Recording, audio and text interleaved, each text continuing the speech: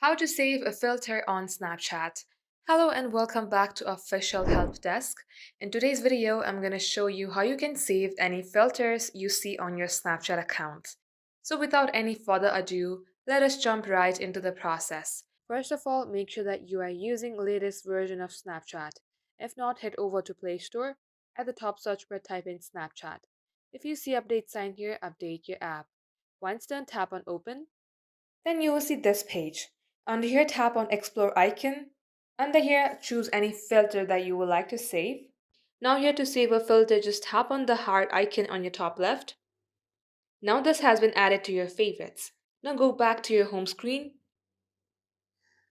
Tap on any filters that you would like. Then you will see favorites icon at the bottom of the page just beside your For You icon.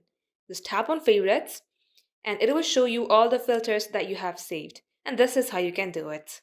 So that is all for today's tutorial. If you would like to see more videos on this topic, then do comment down below and we will get back to you soon with more tutorials like this. In the meantime, what you can do is like this video and subscribe to our channel. Also, don't forget to hit the notification bell to never miss an update from us. Lastly, thank you very much for watching the video till the very end. We will catch you up in our next upload.